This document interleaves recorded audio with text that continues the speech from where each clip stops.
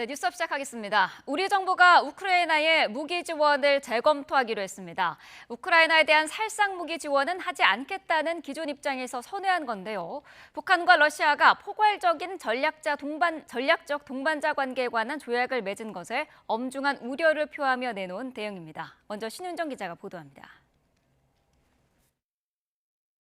북한과 러시아가 포괄적인 전략적 동반자 조약을 체결한 다음 날 열린 NSC에서 우리 정부는 즉각 엄중한 우려를 표하고 규탄했습니다. 특히 6.25 전쟁과 우크라이나 전쟁 등을 일으킨 두 나라가 선제 공격을 가정해 군사 협력을 약속한 점을 강하게 비판했습니다.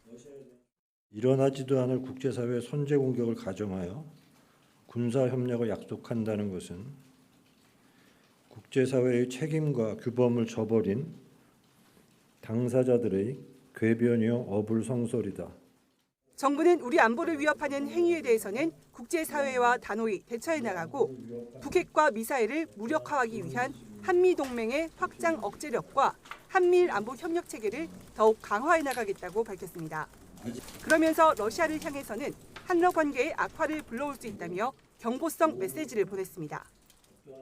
러시아가 스스로 결의안을 어기고 북한을 지원함으로써 우리 안보에 위해를 가해오는 것은 한러 관계에도 부정적 영향을 미칠 수밖에 없을 것이다. 이와 함께 우크라이나에 대한 무기 지원 문제 재검토라는 압박 카드를 함께 꺼내들었습니다. 정부 고위 관계자는 우크라이나에 대해 살상 무기를 지원하지 않는다는 방침을 재검토하는 거라며 무기 지원은 여러 옵션이 있고 구체적인 내용은 러시아가 차차 알게 해야 압박이 될 거라고 말했습니다. 또 러시아에 대한 수출 통제 품목을 243개에서 추가로 지정해 제재 대상을 1,402개 품목으로 확대했습니다. 정부는 다만 러시아가 우리나라를 상대로 군사적 움직임을 할 상황은 아니라며 북한이 이번 협정으로 고무돼 경거망동할 가능성에 대비해 군사적 대비태세를 강화한다고 밝혔습니다. 대통령실은 이번 북러 조약이 유사시 자동 군사 개입을 포함한 지난 1961년 조약 수준까지는 아니라며 푸틴 대통령이 동맹이란 표현을 쓰지 않은 의도와 구체적인 내용은 더 확인해 볼 필요가 있다고 설명했습니다. YTN 신윤정입니다. 네, 우리 정부의 대응에 푸틴 러시아 대통령이 공개 경고하고 나섰습니다. 한국 정부가 우크라이나에 살상 무기를 공급한다면 큰 실수가 될 것이라고 밝혔습니다. 이경아 기자입니다. 다섯 번째 임기 시작과 함께 광폭 외교 행보를 이어가고 있는 블라디미르 푸틴 러시아 대통령이 북한에 이어 베트남을 찾았습니다. 양국 정상은 이 자리에서 서로의 적대국과는 동맹을 맺지 않기로 합의했습니다. 러시아 주도의 대미전선 구축에 공들이는 푸틴 대통령은 순방을 마감하는 기자회견에서 한국 정부에 경고를 보냈습니다. 북러 군사협력 발표 후 우크라이나에 대한 무기 지원을 재검토하겠다고 정부가 밝히자 살상 무기를 공급한다면 아주 큰 실수가 될 것이라고 못 박은 겁니다. В зону боевых действий на Украину, то это было бы очень большой ошибкой. Надеюсь, что этого не произойдет. Если это будет происходить, то тогда и мы тоже будем принимать соответствующие решения, которые вряд ли понравятся сегодняшнему руководству Южной Кореи. 북한의 초정밀 무기를 지원할 가능성도 시사했습니다. Я вот и сказал, в том числе и в Пхеньяне, что мы тогда оставляем за собой право поставлять оружие в другие регионы мира. Имея в виду наши договоренности с Корейской Народно-Демократической Республикой, я и этого не исключаю. 한국에 강한 경고를 보내면서도 푸틴 대통령은 북한에 대한 군사적 원조는 오직 침공 시에만 적용된다고 강조했습니다. 그러면서 한국은 북한을 침공할 계획이 없는 것으로 알고 있다며 이런 협력을 우려하지 않아도 된다고 언급했습니다.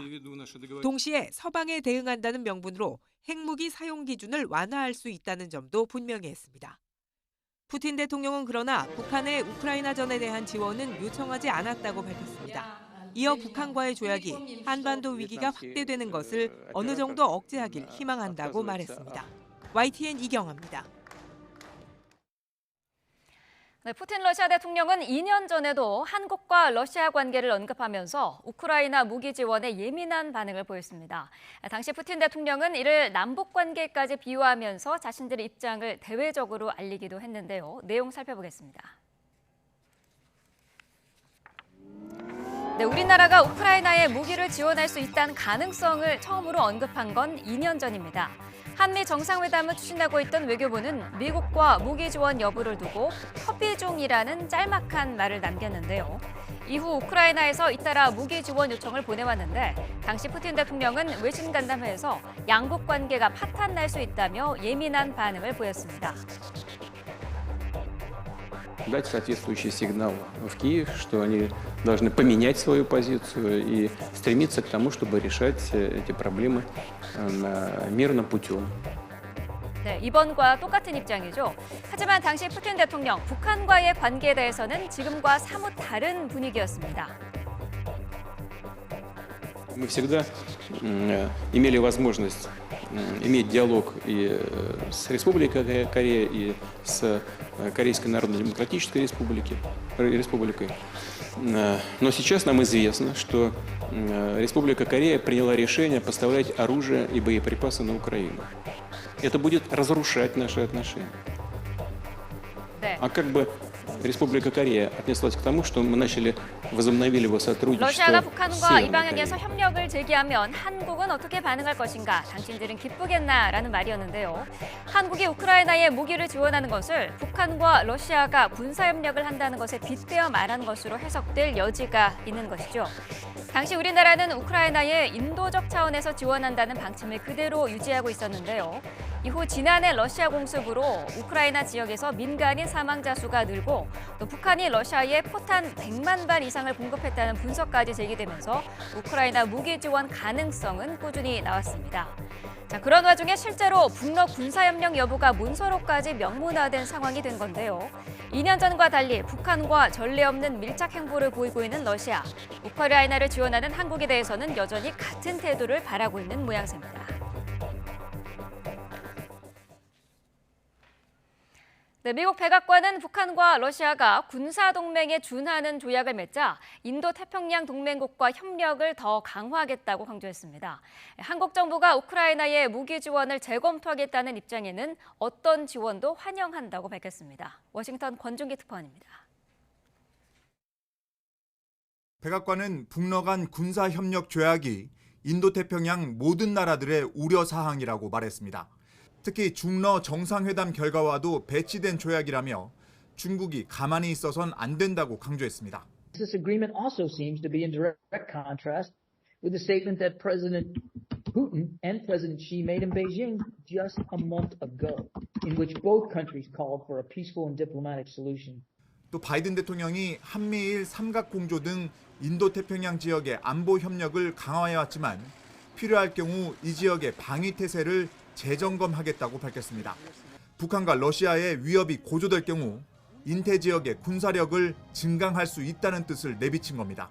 And that work, that effort, we believe, has right now and will continue to put us in the best possible position to be able to thwart any threats and challenges, not just on the Korean Peninsula but elsewhere in the region.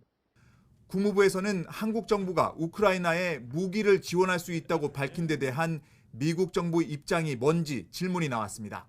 So you would welcome that scenario and not view it as destabilizing to the Indo-Pacific? I'm just not going to. It is a decision. We welcome any country that wants to support Ukraine in this fight, but as for the specific decision, that's one for South Korea. 국무부는 푸틴이 국빈 방문한 베트남에 데니얼 크리튼브링크 동아태 차관보를 급파했습니다. 그동안 대중국 견제를 위해 베트남에 공을 들여온 만큼 러시아와 더 가까워지지 않도록 손을 쓰기 위해서입니다. 국무부 동아태 차관보는 이번 베트남 방문에서 러시아의 전쟁을 도와서는 안 된다는 입장도 전달할 것으로 보입니다. 워싱턴에서 YTN 권중입니다. 네, 북한과 러시아가 체결한 상호 지원 조약의 전문을 북한이 공개했습니다. 한쪽이 전쟁 상태에 처하면 지체 없이 군사 원조를 제공한다라고 돼 있어서 군사 원조를 명문화했다는 점을 강조했습니다. 조수연 기자입니다. 평양에서 열린 푸틴 러시아 대통령과 김정은 북한 국무위원장의 정상회담 하루 뒤 북한은 두 정상이 체결한 포괄적인 전략적 동반자 관계에 관한 조약 전문을 공개했습니다.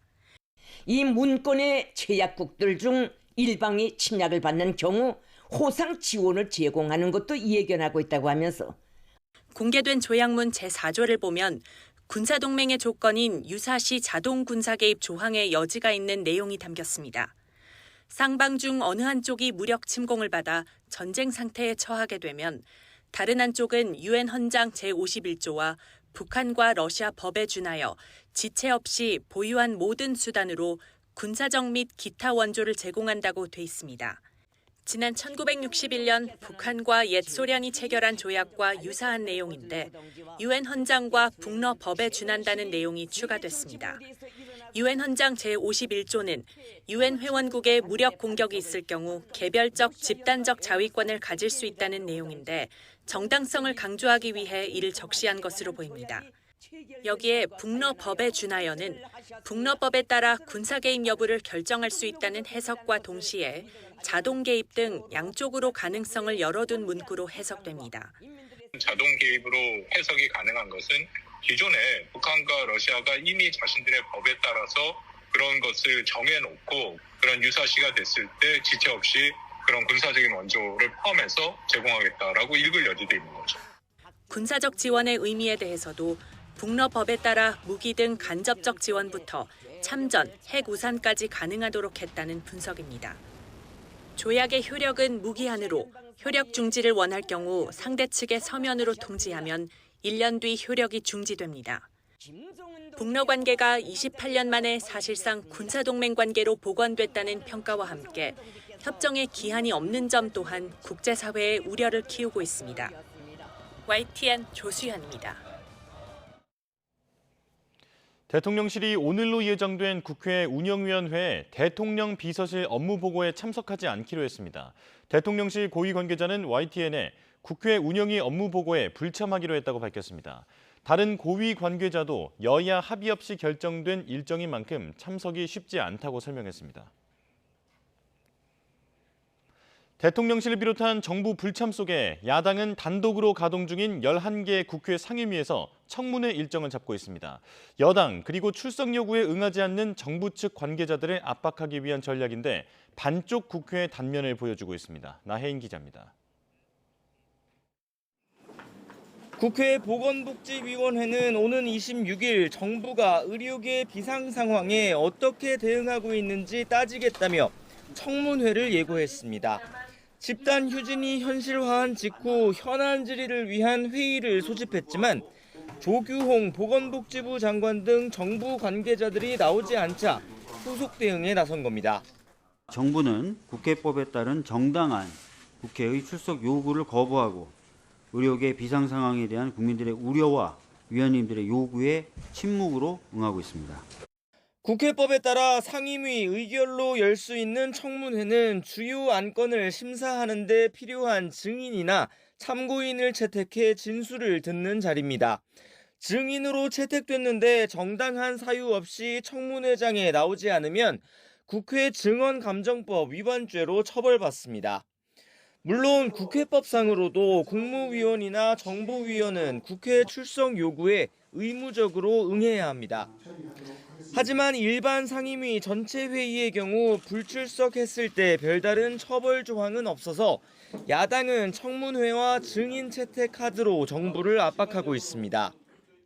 최상병 특검법을 심사하는 법사위와 방통위법을 담당하는 과방위 등이 줄줄이 입법 청문회를 예고했고 국토교통위는 다음 주 전세 사기 피해 현안 청문회를 열기로 했습니다.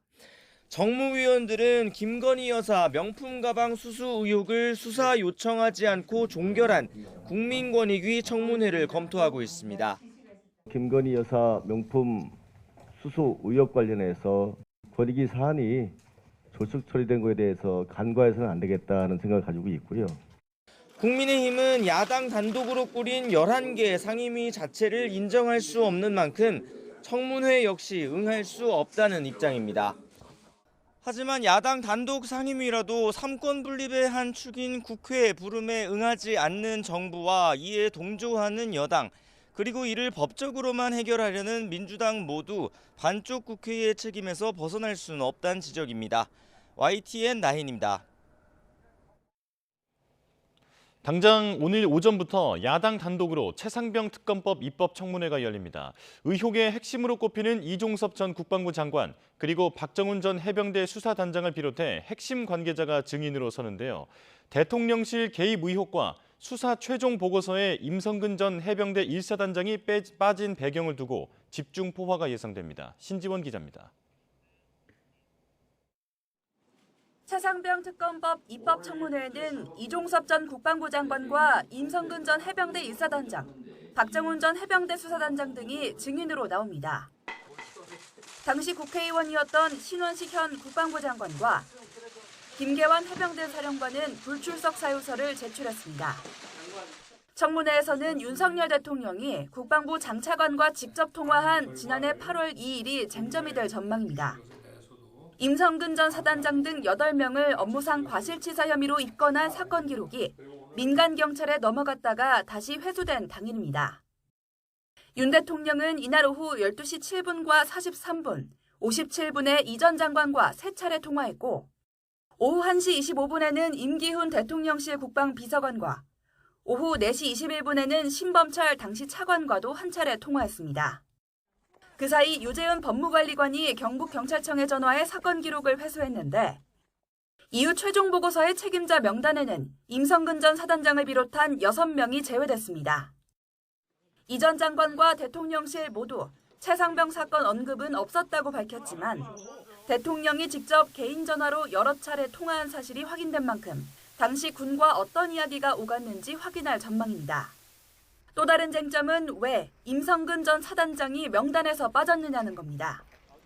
임 전 사단장은 지난 2022년 태풍 흰남노 당시 장갑차를 동원해 적극적으로 수해 복구에 나선 것으로 알려진 인물입니다.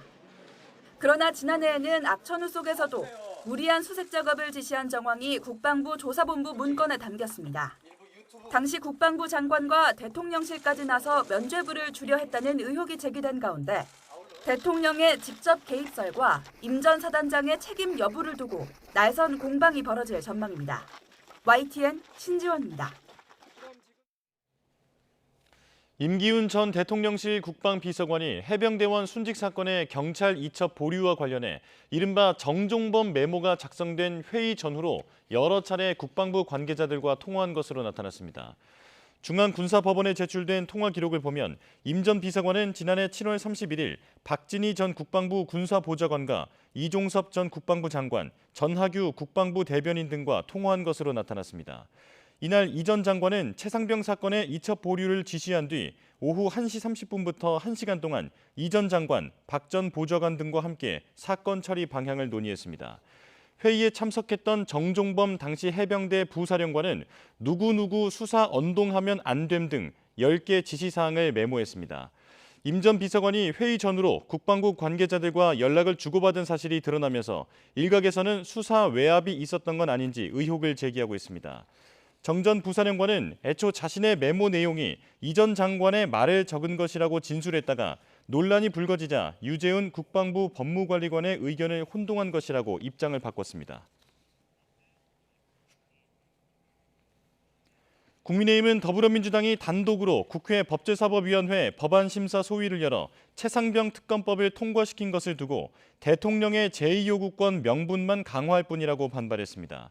박준태 원내대변인은 논평에서 민주당이 법사위에 온갖 증인을 불러 단독 청문회를 개최하고 곧 본회의에서 특검법을 통과시키겠다고 엄포를 놓고 있다며 이같이 밝혔습니다.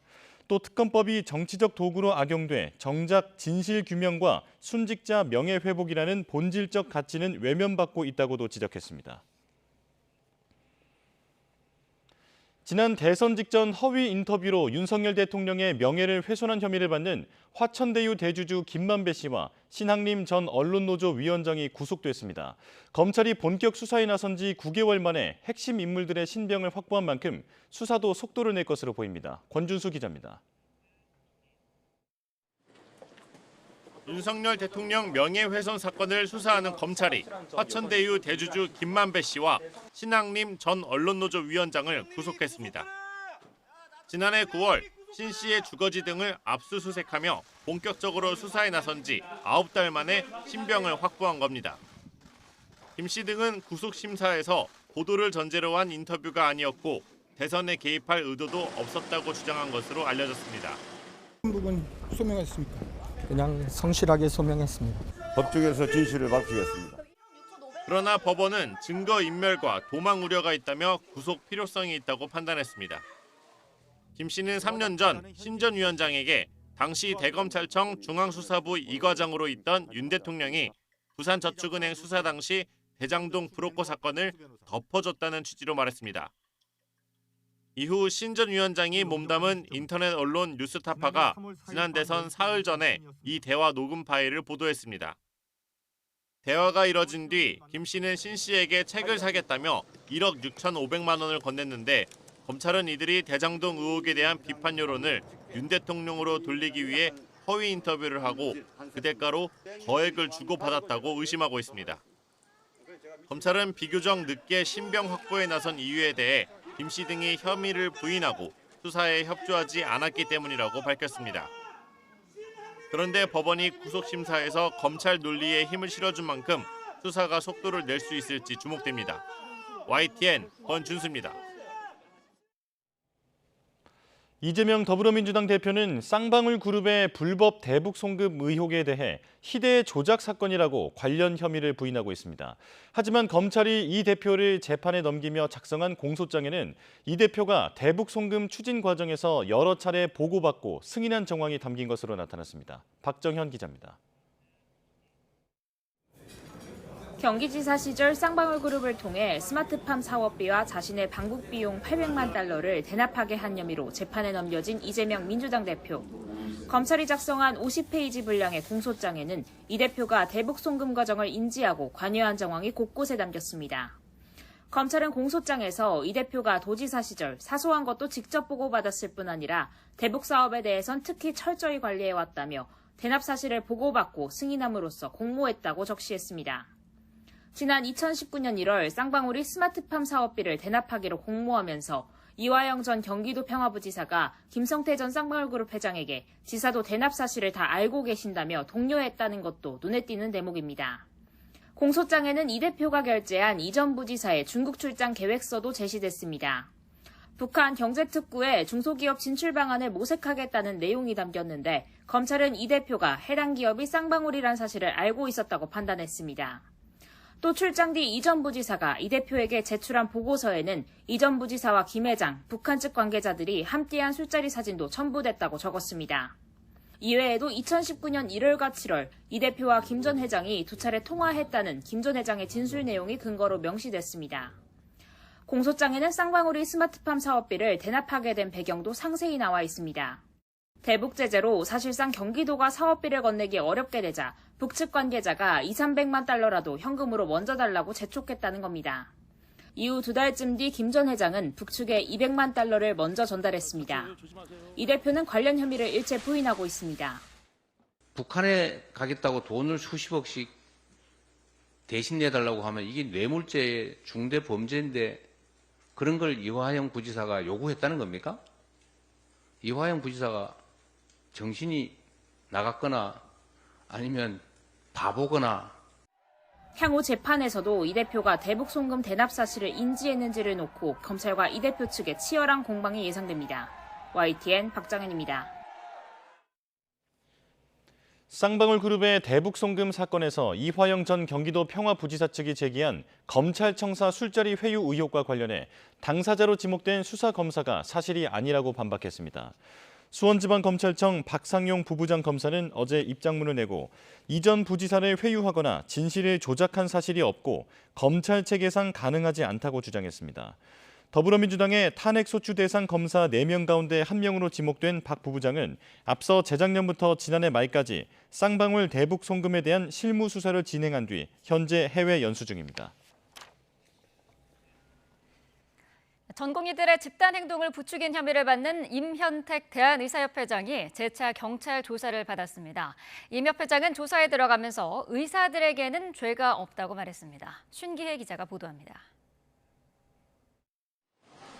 전공의들의 사직을 부추겨서 병원 업무를 방해하도록 했다는 혐의로 고발된 임현택 대한의사협회장.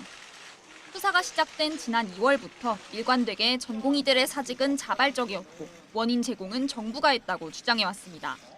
자신을 비롯한 의협 간부들과 전공의들에게는 죄가 없다는 얘긴데 경찰에 다시 출석한 자리에서도 같은 주장을 이어갔습니다.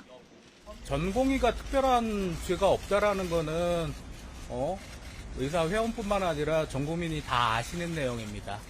저를 포함한 의협 전현직 임원들에 대한 혐의에 대한 여부 또한 역시 마찬가지입니다. 하지만 경찰은 임 협회장 등이 의협 산하단체에 단체 행동 지침을 전파하고 SNS 등을 통해 이를 독려했다고 보고 있습니다. 수사 초기 단계부터 의협 간부들을 줄줄이 소환하고 여러 차례 압수수색하는 등 고강도 수사를 벌였습니다. 여기에 임 협회장이 앞선 소환에서 1시간 만에 조사를 거부하고 귀가하면서 경찰은 이번 추가 소환 조사를 늦은 오후까지 진행했습니다. 의협은 임 협회장에게 적용된 업무 방해 등의 혐의가 부당하다면서 조사 자체가 정부의 탄압이라고 주장하고 있습니다. 우리 죄 없는 전공의들에게 내린 부당한 명령을 취소하기는커녕 이에 대한 부당한 죄목을 씌워서 우리 협회장님을 조사하고 또 의협을 해체하겠다는 등 협박과 탄압을 이어가고 있습니다. 의협은 무기한 집단 휴진 방침까지 선언했지만 경찰은 보건복지부의 요청이나 고발이 있다면 현장 실사 지원과 수사를 진행하겠다고 밝힌 상황이라 수사 범위는 더 확대될 전망입니다. YTN 신기혜입니다. 네, 대한의사협회가 범의료계 특별위원회를 꾸려 대정부 투쟁 방향을 결정하기로 했지만 전공의 단체는 참여 의사를 밝히지 않았습니다. 이런 가운데 정부는 이번처럼 사회적 갈등을 초래하지 않도록 의대 정원 등을 논의하는 전문가위원회를 구성하기로 했습니다. 이문석 기자입니다. 의료계가 현사태 해결을 위해 올바른 의료를 위한 특별위원회라는 단일 창구를 만든다고 발표했습니다. 전공의와 의대생, 교수, 개원의를 대표하는 14명으로 위원회를 꾸려 향후 휴진 등 투쟁 방향을 결정하기로 했습니다. 이면택 의사협회 회장은 빠졌습니다. 22일 예정된 첫 회의부터 전국 병의원 휴진 현황 및 계획을 취합하여 전국 의사 휴진 계획 등 지금의 왜곡된 정책을 바로잡을 모든 방안을 강구할 것입니다. 다만 단일 대우가 만들어질 수 있을지는 좀 더 지켜봐야 할 거로 보입니다. 가장 중요한 축인 전공의 단체가 연석회의에 불참한 데다 특위 참여 의사도 밝히지 않았기 때문입니다. 또 임 의협 회장의 27일 무기한 휴진 발표 뒤 협회 내부에서조차 일방적인 결정이라며 파열음이 나온 상황입니다. 확산 움직임이던 상급 종합병원의 전면 휴진도 갈림길에 선 모습입니다. 이른바 빅5 병원들이 무기한 휴진을 선언했거나 동참을 논의 중인데 가장 먼저 휴진에 들어간 서울대 의대에서 교수 사이 의견이 갈리며 휴진 지속 여부를 다시 투표에 붙이기로 한 겁니다. 이런 가운데 정부는 의사수급 정책이 사회적 갈등을 초래하지 않도록 의사수급을 추산하는 전문위원회 구성을 추진하기로 했습니다. 전문기관을 통해서 과학적 추계 결과를 도출하고 그 결과를 바탕으로 장관급 정책 의사결정 기구에서 대학 정원을 포함한 인력 수급 정책을 논의하는 의료개혁 특위는 의사단체의 참여를 촉구하면서 인력 수급 추계와 조정 시스템 구축 방안을 오는 9월까지 확정하겠다고 밝혔습니다. YTN 이문석입니다. SK이노베이션이 노소영 관장의 아트센터 나비를 상대로 건물을 비워달라며 낸 소송 결론이 오늘 나옵니다. 서울중앙지방법원은 오늘 오전 10시부터 SK이노베이션이 아트센터 나비를 상대로 낸 건물 퇴거 소송 선고 기일을 진행합니다. 지난 변론 기일에서 노 관장 측은 최태원 회장과 노 관장 사이 이혼 항소심 판결에서 사건에 대한 언급이 있었다며 SK이노베이션 측이 그 취지를 검토해서 적절한 조치를 하길 기대한다고 말한 바 있습니다. 네, 불법 촬영 혐의 등을 받는 축구선수 황의조 씨가 검찰에 소환됐습니다. 서울중앙지방검찰청은 어제 황 씨를 성폭력처벌법 위반 혐의 피의자 신분으로 불러 조사했습니다. 황 씨는 상대방 동의 없이 성관계하는 모습을 불법으로 촬영하고 지난해 11월 발표한 입장문에서 피해자를 추정할 수 있는 신상 정보를 공개한 혐의를 받습니다. 육군 11사단 훈련병 사망 사건과 관련해 규정을 위반한 군기훈련, 얼차례를 지시한 중대장 등에 대한 구속영장이 청구됐습니다. 오늘 구속 전 피의자 신문을 거쳐 구속 여부가 결정될 예정입니다. 홍성욱 기자입니다. 숨진 훈련병이 강원도 인제 육군 12사단 신병교육대에 입소한 건 지난달 13일. 입소 9일차 전날 밤 떠들었다는 이유로 동료 훈련병 5명과 함께 얼차려를 받았습니다. 완전 군장 상태에서 구보와 팔굽혀펴기, 선착순 달리기 등 규정을 위반해 이뤄진 얼차려. 연병장에서 쓰러진 뒤 민간 병원으로 이송됐지만 이틀 뒤 끝내 숨졌습니다. 군 당국은 사건을 경찰에 넘겼고 경찰은 수사 전담팀을 꾸렸습니다. 얼차려 지시를 내린 중대장과 부중대장을 업무상 과실치사와 직권남용 가혹행위로 입건했고 소환조사 후 지난 18일 구속영장을 신청했습니다. 앞서 살인과 상해취사죄 등으로 처벌해달라는 고발이 잇따랐지만 살인의 고의성이 있다고 판단하지는 않았습니다. 구속 여부는 춘천지방법원에서 열리는 영장실질심사에서 범죄 혐의 소명과 함께 증거인멸, 도주 우려 등을 따져 결정됩니다. 이들이 출석을 거부하지 않는다면 사건 발생 이후 처음으로 모습을 드러낼 것으로 보입니다. 그 사이 숨진 훈련병과 함께 입소한 동기들은 6주간의 신병교육 훈련을 마쳤습니다. 수료식장에는 추모 분향소가 마련됐습니다. 그냥 걔도 이 자리에 같이 있었으면 좋겠다. 그리고 뭐 여러 부모님들 이렇게 하듯이 내 자식은 아니지만 계속 이렇게. 숨진 훈련병의 어머니는 서울 용산역 광장에 차려진 시민 추모 분향소를 찾아 아들을 돌려달라며 통곡했습니다. YTN 홍석입니다. 부산항에서 내린 냉동 컨테이너 안에서 시가 100억 원어치가 넘는 코카인이 발견됐습니다.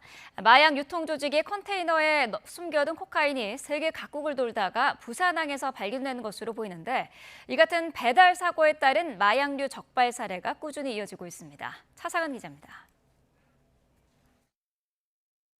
미국에서 출발해 부산항에 도착한 컨테이너를 세관 직원들이 살핍니다.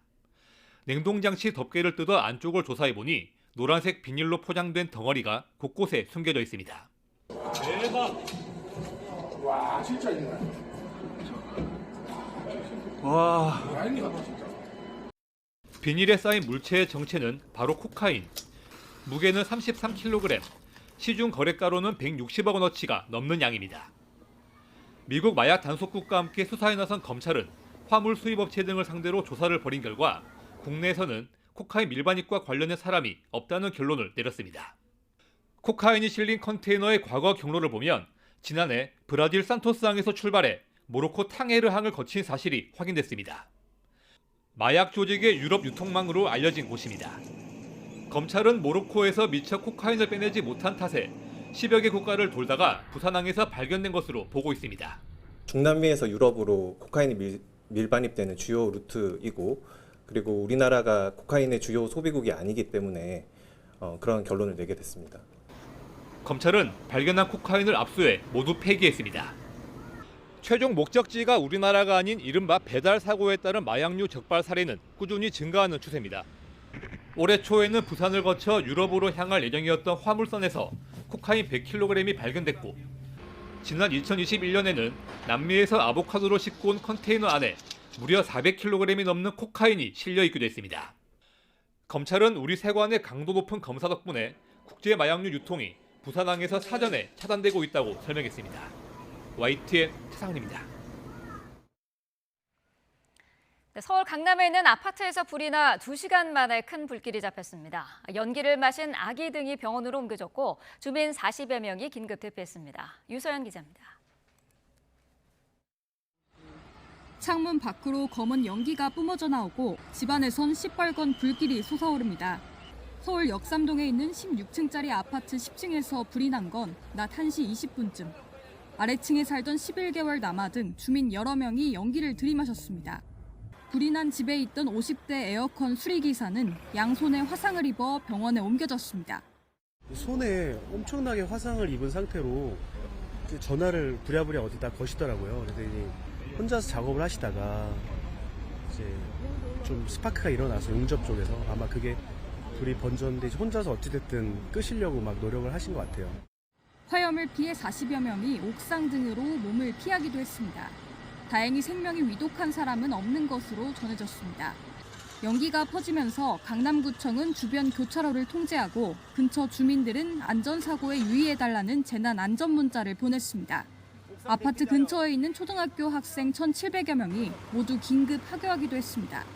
소방당국은 300명에 가까운 인원과 장비 40여 대를 동원해 2시간 만에 큰 불길을 잡았습니다. 상층부에 있던 사람은 14명을 지상으로 구조하지 못하고 농연과 열기 때문에 전부 다 옥상으로 구조를 해서 구조대원과 함께 같이 대피하고 있는 그런 상황이었습니다. 그래서 최종적으로는 지상으로 다 대피를 완료하였습니다. 소방당국은 날이 밝는 대로 경찰과 합동 감식을 진행해 정확한 화재 원인을 조사할 계획입니다. YTN 유서연입니다. 네, 지금 시각 오전 8시 26분 지나고 있습니다. 오늘 날씨 어떨지 뉴스업 날씨 스튜디오 연결해서 알아보겠습니다. 윤수빈 캐스터. 행복한 금요일 아침 날씨 앤 키워드입니다. 오늘의 키워드부터 함께 알아볼까요? 낮의 길이와 불청객입니다. 오늘은 1년 중 낮의 길이가 가장 길다는 절기하지입니다. 오늘 서울은 아침 5시 11분에 해가 떠올랐는데 해가 지는 시각은 오후 7시 57분으로 낮의 길이가 무려 14시간 46분이나 되겠습니다. 그만큼 낮 동안 나타나는 더위도 길겠는데요. 오늘도 곳곳에서 낮 기온이 33도 안팎까지 오르면서 무척 덥겠습니다. 때이른 더위가 이어지면서 여름의 불청객이죠. 모기의 개체수가 급증하고 있습니다. 서울시가 제공하는 모기 예보자에 따르면 모기 활동지수가 6월 내내 가장 높은 수치인 100을 기록하고 있는데요. 이 정도면 하룻밤 사이 집 안으로 침입하는 모기의 수가 5마리에서 10마리 정도 되는 겁니다. 모기에 물리지 않기 위해서는 우선 방충망을 점검해 침입 경로를 차단해 주시고요. 모기가 땀 냄새나 발 냄새를 좋아하기 때문에 취침 전에 샤워를 하는 것도 도움이 되겠습니다. 네, 오늘 시간대별 서울 기온은 어떤가요? 네, 오늘 서울 아침 기온은 22.9도로 출발했습니다. 한낮에는 34도까지 치솟으면서 평년 수준을 무려 6도가량 웃돌겠고요. 퇴근길 무렵인 오후 6시에도 기온은 30도 아래로 떨어지지 못하겠습니다. 오늘 중부는 대체로 맑고 남부는 흐리겠습니다.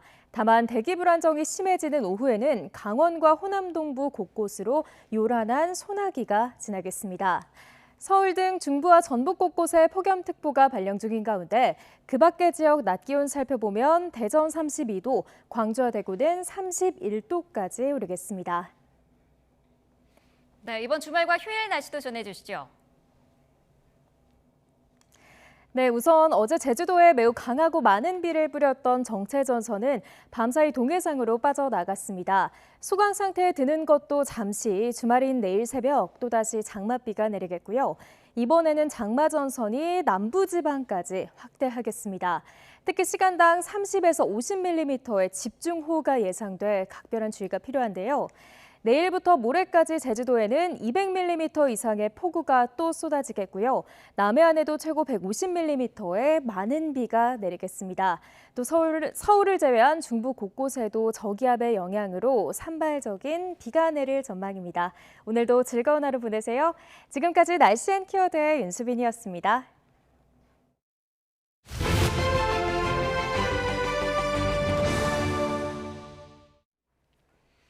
네, 본격적인 장마를 앞두고 연일 무더운 날씨가 이어지고 있죠. 도심 곳곳에서 이런 더위와 사투를 벌이는 사람들이 있습니다. 김기수 기자가 만나봤습니다.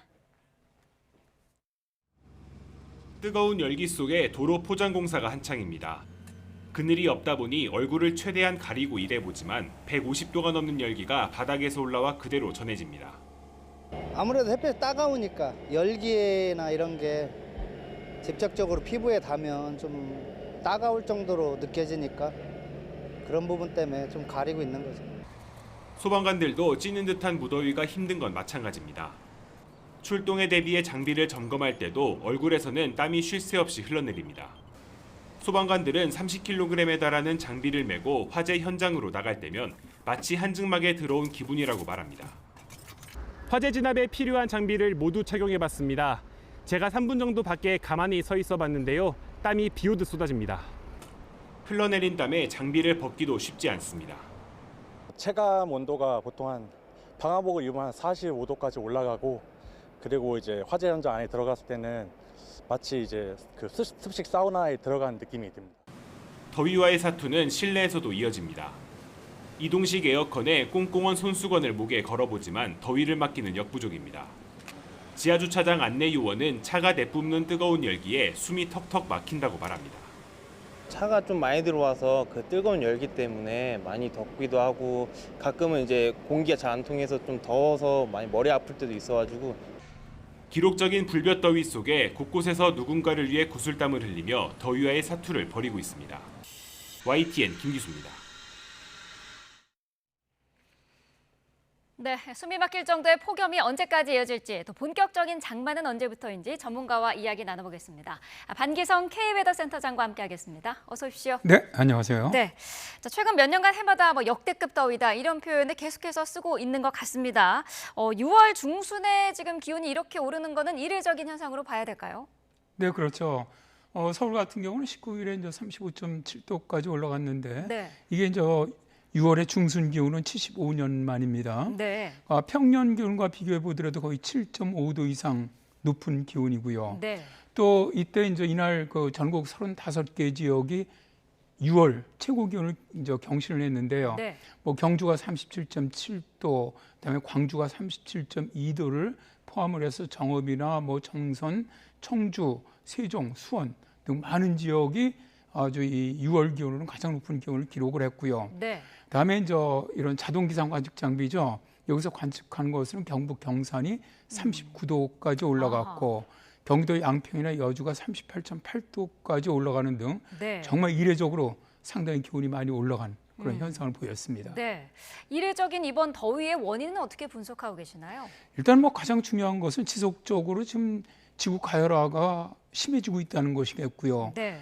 두 번째로는 작년에 엘니뇨가 발생을 하면서 지금 전 지구적으로 엄청난 그 대기 기온 상승이 있었고, 네. 또 해수 온도도 역대 가장 높은 상승률을 보이고 있습니다. 이러한 것들, 그러니까 좀 초과된 이런 열들이 지구 전체에 좀 영향을 미치고 있고요. 네. 이번에 이제 한반도 쪽으로 기온이 많이 올라간 건 아무래도 이동성 고기압권 내 상당히 맑은 날이 많았습니다. 그러다 보니까 일사량이 굉장히 강했고, 네. 거기에 이제 남서풍이 유입되면서 뜨거운 공기가 유입됐던 것도 하나의 영향이었고, 또 우리나라 주변에 해수 온도가 높습니다. 해수 온도 높은 것도 영향이 있던 것으로 판단이 됩니다. 네, 앞서서 잠깐 언급을 해주셨었는데 경북 경산이 39도를 넘어섰단 말이죠. 이제 한반도가 40도를 넘는 것은 시간 문제다 이런 얘기도 나오던데 어떻게 보시나요? 저 뭐 40도 지금까지는 가장 높았던 것이 2018년에 홍천이 41도를 기록한 것이 이제 한반도에서는 기온이 가장 높은 기온입니다. 네.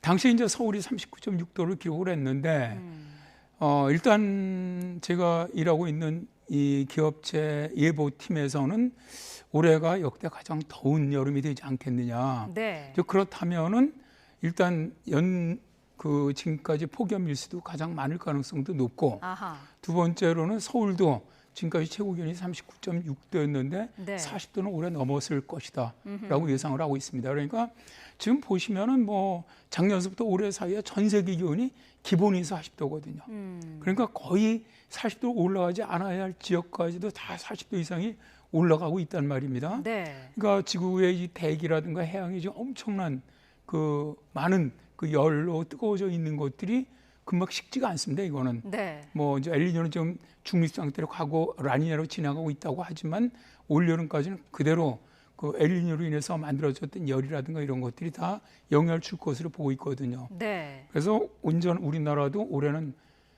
서울도 특히 40도가 넘는 기온이 발생할 것이다. 그렇게 예상을 합니다. 네, 올해 서울도 40도를 넘을 가능성이 있다라고 말씀을 하셨고, 인도도 50도를 기록했다는 기사도 있고요. 세계 각국이 지금 사실상 찜통 상태인 건데, 이런 그 살인 더위라고 하죠. 이런 그 더위로 인한 피해도 굉장히 많지 않습니까? 지금 뭐 말씀하신 것처럼 인명 피해가 극심하죠. 대개 이제 가장 많은 인명 피해가 나타나는 것이 뭐 어떤 태풍이라든가 호우라든가 이런 것들이 아니고 네. 폭염입니다. 우리나라 같은 경우도 1994년 폭염 때 한 3,500여 명의 사망자가 있었거든요. 네. 그런 것처럼 지금 뭐 당장 메카 성지에서 1,000명 이상의 사망자가 발생을 했고 인도라든가 그다음에 지금 그리스라든가 지금 뭐 전 세계적으로 이 폭염이라는 사망자가 많이 발생하고 있다는 것. 네. 이거는 이제 작년서부터 지금 올해까지 계속 이어지고 있는 것이고요. 이러한 그 기온이 많이 올라가게 되면은 네. 강수량도 늘어납니다. 대기온 1도 상승할 때 보통 그 수증기량이 7%가 증가를 하다 보니까 이 호우도 많이 발생을 하는데 네. 전 세계적으로 뭐 브라질 호우라든가 지금 뭐 아프리카의 동부 지역의 호우라든가 많은 지역이 지금 호우로 발생을 하고 있고요. 네. 그래서 보면은 뭐 작년에도 그 미국 같은 경우는 역대 가장 많았죠. 1조 3천억 건당 1조 3천억 이상의 재산 피해를 가져왔던 자연재난이 28건이었거든요. 그 역사상 가장 많은 자연재난이 발생을 했고요. 네. 뭐 이렇게 이제 기온이 폭염이 올라가고 가뭄이 발생을 하면 이 대형 산불이 상당히 많이 발생을 합니다. 그래서 작년에 뭐 예를 들어 그리스 산불이라든가 캐나다 대형 산불이나 하와이라든가 칠레 뭐 잘 아시겠지만 멕시코 대형 산불이라든가 이런 많은 전 세계적으로 올해도 지금 미 서부 대형 산불까지 이르도록 이러한 것들이 점점 더 많이 발생을 하게 되죠. 네. 자, 여러 가지 재앙들이 연쇄적으로 좀 관련이 있는 것 같은데 전 세계 해수면 온도도 지금 상당히 많이 오른 상태이지 않습니까? 이렇게 해수면 온도가 오르면 이게 전반적인 기후에도 영향을 많이 미치는 게 되는 거죠. 아, 그렇죠. 지금 우리가 보통 그 대기의 많은 과다한 열 90% 이상을 해양에서 그걸 흡수를 해주거든요. 그래서 사실 지구의 대기 기온이 올라가는 걸 막아주는 역할을 합니다. 해양의 네. 역할이 상당히 중요한데, 근데 이제 문제는 뭐냐면 그 많은 열을 받아들이다 보니까 해양 해수 온도 올라가는 거예요. 올라가게 되면은 이제 상당히 여러 가지 문제들이 많이 생기는데, 일단 해수 온도가 올라가면 지구 가열화가 가속이 됩니다. 네. 그 많은 에너지가 다시 이제 어느 한계까지 이르면 더 이상 대기의 그 열을 받아들이지 않을 수도 있고요. 또 많이 받아들인 열을 갖다 오히려 배출할 수도 있거든요. 네. 그럴 수가 있고, 두 번째는 이런 해수 온도 올라가면 바다 생태계가 파괴가 됩니다. 가장 먼저 산호부터 사라지고요. 이런 현상이 발생을 하고, 그다음에 이제 우리에게 직접적으로 다가오는 것은 폭우, 뭐 호우라든가 폭설이라든가 태풍이 강력해진다든가 이런 영향을 가장 많이 받게 되고요. 네. 다음에 이제 해수면 상승. 이게 왜냐하면 해수 온도가 올라가면 부피가 팽창을 하기 때문에 해수면이 올라갑니다. 이런 영향까지 받기 때문에 실제로 이 해양 온도가 올라가는 것이 이제 많은 분들이 대기 기온이 올라가는 것이 더 위험하다고 많이 인식들을 하시는데, 실제는 이 해양이 훨씬 더 많이 지구에 이런 어떤 악기상에 많은 영향을 줍니다. 네. 상당히 심각하다고 할 수가 있죠. 그렇군요. 자, 이미 뭐 강릉에서는 올여름에 3번째 열대야가 발생을 했다고 하고, 사실 강릉뿐만이 아니라 전국 곳곳이 밤에도 지금 더운 상황이거든요. 올여름 열대야는 어느 정도로 예상해야 될까요? 일단 이제 강릉 같은 경우는 기온이 많이 올라간 상태에서 이제 바다 옆에 있다 보니까 습도가 높아서 열대가 좀 많이 발생하고 있는 것이고요. 네. 아무래도 이제 내륙 쪽은 습도가 낮다 보니까 이제 복사능가 이루어지다 보니까 아직은 열대가 많이 발생하고 있지는 않은데, 이제 문제는 장마가 시작되면은 습도가 올라가지 않습니까? 그러면 네. 비가 오지 않는 날 같은 경우는 거의 열대가 발생을 할 거고요. 그다음에 이제 본격적으로 장마 끝나고 북태평양 고기압이 북상을 하면은 이 고기압 자체가 상당히 고온다습한 고기압이기 때문에 그때부터 이제 본격적으로 열대가 발생을 하는데, 우리나라 열대의 특징이라는 것이 일단 기온입니다. 기온이 높은 해에 많이 발생을 합니다. 네. 그러니까 지금까지 열대가 가장 많이 발생했던 것이 1994년입니다. 그러니까 우리나라가 두 번째로 더웠던 해인데요. 이때가 36일, 서울에 열대가 36일이 발생을 했고요. 네. 다음에 전 세계 기온이 가장 높았던 2016년에 서울에 32일에 열대야가 발생을 했고요. 아하. 그다음에 우리나라가 가장 더웠던 2018년에 29일에 열대야가 발생을 했거든요. 그래서 아까도 말씀드렸지만 올해 일단 열대야라는 거는 습도도 많이 작용을 합니다. 그래서 네. 올해는 일단 장마 때 비도 많이 올 것으로 보고 있고, 네. 다음에 북태평양 고기에 올해는 상당히 발달할 거로 보고 있습니다. 그래서 아까도 말씀드렸지만 서울도 40도가 넘을 가능성이 높다. 그렇게 본다면 지금까지 기록됐던 열대야 일수보다도 오히려 올해가 가장 많은 열대야 일수를 기록하지 않겠느냐 네. 그렇게 예상을 하고 있습니다. 제주는 어제부터 이제 장맛비가 내리고 있는 상황인데 본격적인 장마철은 그럼 언제로 보면 될까요? 장마는 이제 제주도 시작을 했죠. 시작을 했고요. 네. 그러니까 제주도 같은 경우는 평년 2월 19일이었는데 어제 20일에 이제 시작을 한 거니까 네. 하루 늦었고요. 아하. 다음에 이제 내일 들어오는 게 이제 어디까지 기상청에서 장마다라고 판단할지는 잘 모르겠어요. 왜냐하면 네. 내일도 충청까지는 이 장마 전선에 의한 비가 내리거든요. 네. 근데 현재까지는 뭐 일단 남부지방까지는 확실히 장마가 시작되는 것으로 지금 보고 있어요. 네. 이게 끝나고 나서 이제 기상청이 만일 이제 충청까지도 장마 시작됐다고 한다면 남부 같은 경우는 대개 평균 23일 시작을 하는데 내일 시작한다면 20일이니까 하루 일찍 시작하는 것이고요. 네. 다만 이제 문제는 수도권 쪽이죠. 수도권과 강원 쪽이 언제 시작할 것이냐는 건데 현재 기상청 예보로는 수도권 쪽은 24일에 비 예보는 있는데 네. 24일은 북쪽 저기압으로 인한 비입니다. 그래서 장마는 아니고요. 네. 그래서 이제 상당히 대기 불안정한 저기압이 내려오면서 비가 내리는 거라 장마가 시작되었다고 예상하기는 어렵고 지금 현재 한 27, 8일경 정도의 일부 모델에서 장마가 수도권까지 시작하는 것으로 예측하는 모델들이 있습니다. 네. 그래서 그때가 아니라면은 30일 정도입니다. 그러니까 27, 8일에 시작하지 않는다면 암만 늦어도 30일에는 시작할 거로 보고 있거든요. 네. 그렇다면 수도권을 포함한 중부지방 평년이 25일인데 대개 한 3일에서 5일 정도 늦게 시작할 것으로 보인다. 네. 그러면 이제 장마가 지속되는 시간은 언제로 보느냐면 대개 평년과 비슷한 시기에 끝날 거로 보고 있습니다. 아하. 북태평양 고기에 좀 다소 강하게 북상할 것으로 예상을 하기 때문에 네. 제주 같은 경우는 한 7월 한 20일이면 끝날 것으로 보고 있고요. 서울이라든가 중부지방도 7월 25일이면 끝날 것으로 예상을 하거든요. 네. 그러니까 서울 등 수도권은 장마 기간이 한 27일 전후 될 거로 보고 있고 제주도 같은 경우 약 한 달 정도 장마가 지속되면서 정말 역대급으로 많은 비가 내릴 것으로 예상을 합니다. 네, 역대급으로 많은 비를 언급을 해주셨는데 태풍도 사실 걱정이거든요. 올해 태풍은 좀 이례적으로 셀 것이다 이런 분석도 있더라고요. 어떻게 보시나요? 그 엘니뇨하고 연관되는 건데 대개 슈퍼 엘니뇨가 발생했던 그 다음 해를 보면은 네. 태풍이 굉장히 늦게 발생을 합니다. 그러니까 지금 원래 우리가 통계적으로 보면 서태평양상에 6월까지 4.2개 정도가 발생을 해야 되는데 네. 올해는 한 개밖에 발생을 안 했습니다. 5월에. 네. 6월에는 아직 발생을 안 했고요. 굉장히 늦어요. 공통적으로 보면 뭐 1983년 또 뭐 1998년 또 2016년 다 그랬거든요. 그런데 네.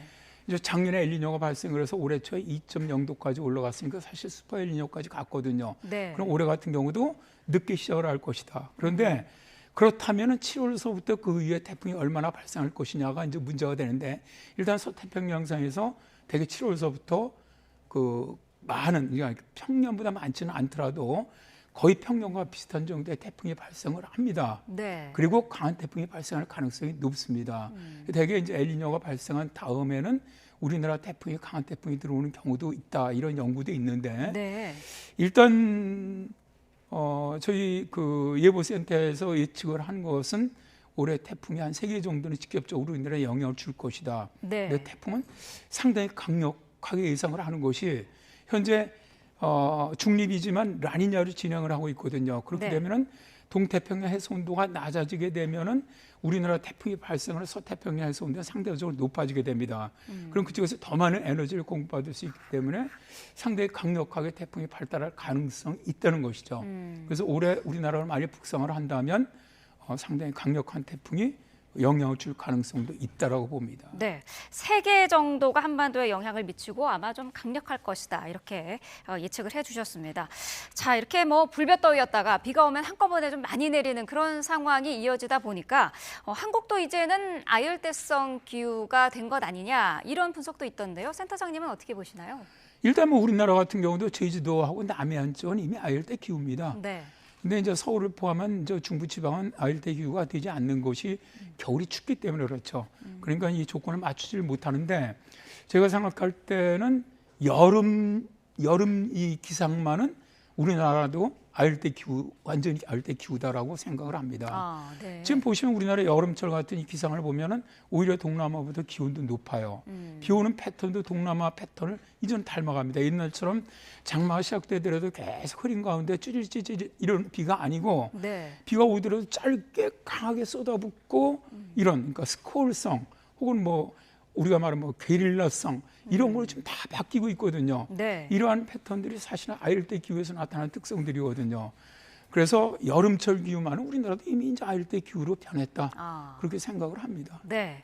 자, 여름이면은 사실 또 그 해안가로 놀러 가는 분들은 이한류에 대한 걱정도 많이 하시는데 이한류가 요즘 좀 자주 최근에 들어서 발생을 하고 있는 거는 이것도 그 기상 이변 때문으로 봐도 되는 걸까요? 네, 그렇습니다. 뭐 이한류 같은 경우 잘 아시지만 해수욕 갔다가 갑자기 파도가 들어왔던 것이 거꾸로 역파도라고 부르죠. 그래서 이제 실려 나가는 경우인데 사실은 이게 우리나라에서는 사망자가 좀 덜한 편이지만은 미국 같은 경우는 자연재난으로 인한 사망자가 미국 전체 3위입니다. 엄청나요. 그래서 미국 같은 경우는 이 이한류에 대해서 뭐 엄청나게 스터디도 하고 있고 또 경고도 하고 해수욕장마다 많은 그 안전 요원들을 배치하고 있는데 미국의 이제 스크립스 해양연구소죠. 이 해양연구로는 아주 굉장히 그 권위 있는 기관인데 여기서 그 예측을 한 걸 보니까 기후 변화로 인해서 지금 해수면 온도가 올라가고 있다. 일단 이런 원인. 두 번째는 지금 해류가 강해지고 있습니다. 그러니까 매 10년마다 15%씩 해류가 강해지고 있다. 그러니까 해류가 강해지면 이한류도 강해질 수가 있거든요. 이한류는 모든 바다에서 다 생길 수가 있습니다. 파도가 있는 곳에는. 다만 이제 어떤 이런 지형적인 해안선의 모양이라든가 해저 지형에 따라서 더 많이 나타날 수 있느냐는 거겠죠. 그래서 이러한 것들, 그래서 지금 그런 기후 변화 영향 외에 또 인간들이 만들어낸 어떻게 보면 좀 과다한 그 해안선을 갖다 좀 변형을 시킨다든가 또 기후 변화에서 침식이 일어난다든가 이런 것들도 이한류를 강하게 만드는 하나의 요인이 될 수 있다고 봅니다. 네, 알겠습니다. 자, 태풍 전망과 이한류 상황까지 짚어봤는데요. 휴가 계획 짜시는 분들은 조금 참고하시면 좋을 것 같습니다. 지금까지 반기성 K웨더센터장과 함께 자세한 이야기 나눠봤습니다. 오늘 말씀 감사합니다. 네, 감사합니다.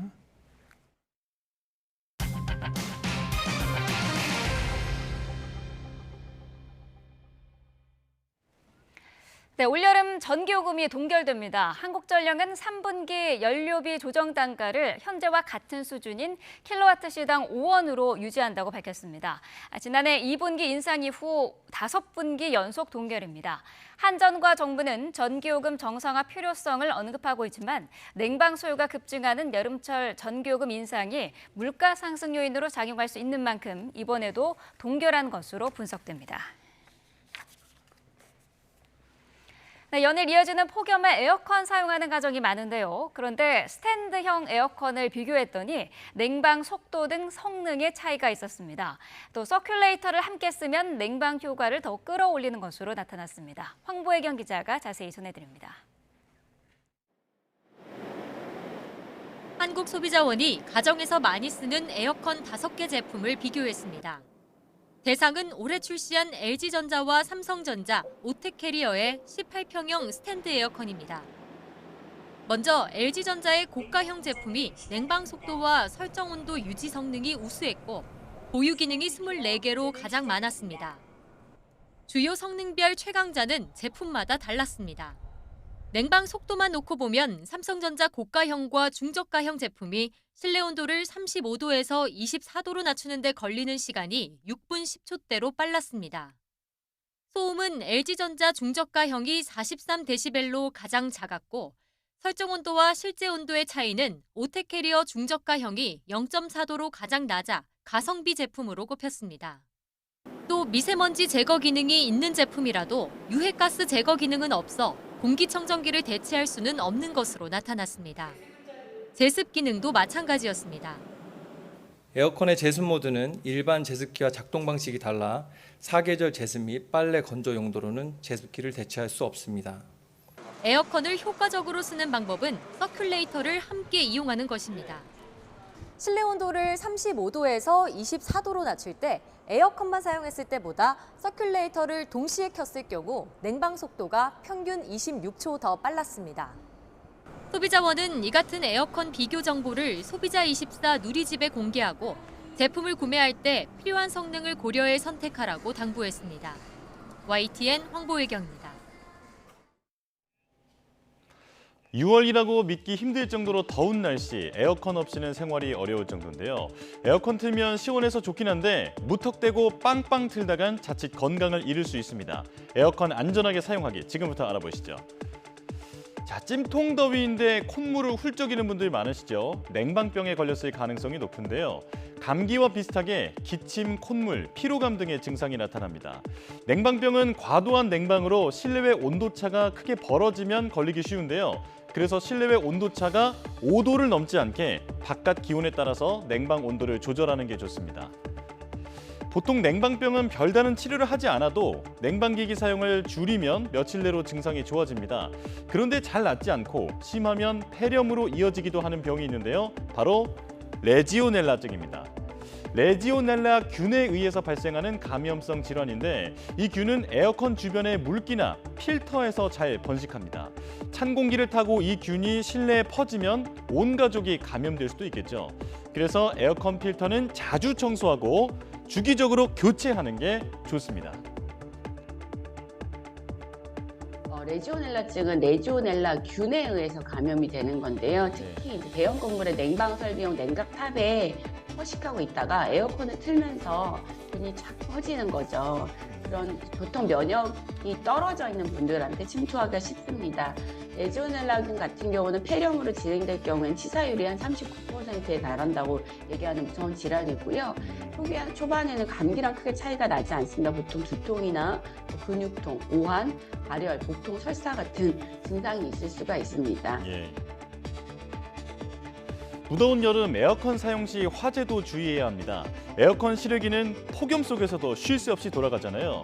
그러다 보면 과열로 전선이 손상될 수 있는데 여기에 습기나 먼지, 벌레 사체 같은 이물질이 쌓이면 불이 붙을 수 있습니다. 화재를 예방하려면 꼭 지켜야 하는 사용법이 있습니다. 우선 실외기에 먼지가 쌓이지 않게 잘 청소하고 종이나 비닐봉투 같이 불이 잘 붙는 물건은 치워야 합니다. 열이 잘 빠져나가도록 환풍구를 열어둬야 하고요. 벽과 최소 10cm 이상은 떨어뜨려 놔야 과열을 막을 수 있습니다. 여름철의 필수 가전인 에어컨, 안전하게 사용할 수 있도록 잘 관리하시기 바랍니다. 네, 6월 21일 뉴스업 주요 일정 정리합니다.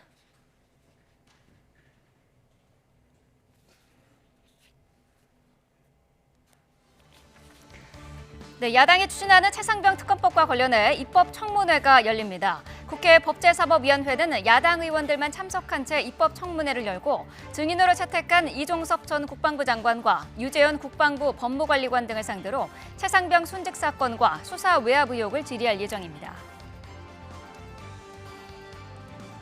국민의힘은 의원총회를 열고 원구성 협상 진행 상황을 놓고 의원들의 의견을 최종 수렴합니다.